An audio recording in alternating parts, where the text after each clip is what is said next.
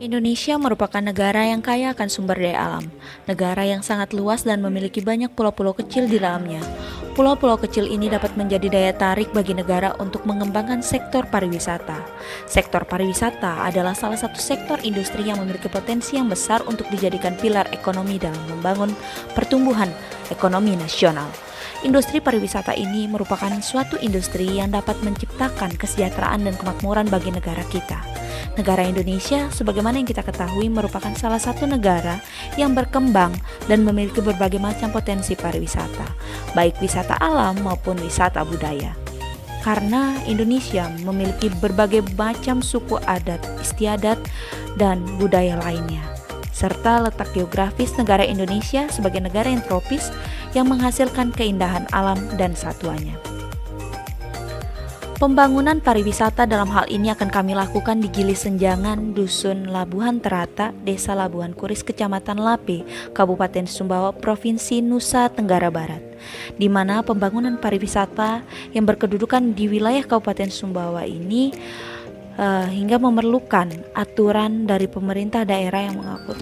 Pengembangan pariwisata juga memberikan keuntungan bagi daerah serta masyarakat yang tinggal di sekitar daerah wisata. Dengan dikeluarkannya Undang-Undang Nomor 22 Tahun 1999 tentang pemerintah daerah, di mana di dalamnya juga diatur tentang penyelenggaraan otonomi daerah, menjadikan sektor pariwisata sebagai alternatif pilihan yang dapat memberikan kontribusi pada peningkatan pendapatan asli daerah atau PAD dan peningkatan kesejahteraan masyarakat. Pembangunan pariwisata dalam hal ini akan kami lakukan di Gili Senjangan, Dusun Labuhan Terata, Desa Labuhan Kuris, Kecamatan Lape, Kabupaten Sumbawa, Provinsi Nusa Tenggara Barat.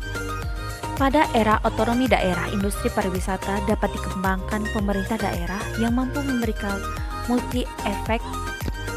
Daerah otonomi daerah, industri pariwisata dapat dikembangkan pemerintah daerah yang mampu memberikan multiplier effect terhadap perekonomian daerah dengan sumbangan terhadap pendapatan asli daerah atau PAD, penciptaan kesempatan berusaha, penciptaan lapangan pekerjaan, hingga mampu mengurangi pengangguran dan peningkatan pendapatan masyarakat. Sehingga untuk mendukung penyelenggaraan otonomi daerah tersebut dibutuhkan kewenangan yang luas, nyata, dan bertanggung jawab di setiap daerah tersebut.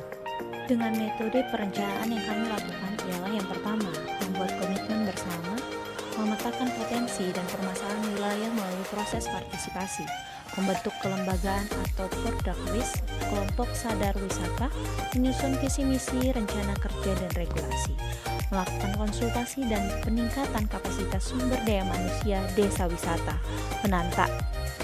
Dengan metode perencanaan yang pertama, komitmen bersama, pemetaan potensi dan permasalahan wilayah melalui proses partisipasi, membentuk kelembagaan atau Pokdarwis atau kelompok sadar wisata, menyusun visi, misi, rencana kerja dan regulasi, melakukan konsultasi dan peningkatan kapasitas sumber daya manusia desa wisata, penataan wajah desa dengan menyediakan fasilitas umum atau akomodasi, menentukan keunikan, branding atau identitas dari desa wisata tersebut, menyusun paket wisata, melakukan pemasaran dan menjalin kemitraan, lalu evaluasi dan inovasi untuk berkelanjutannya desa wisata.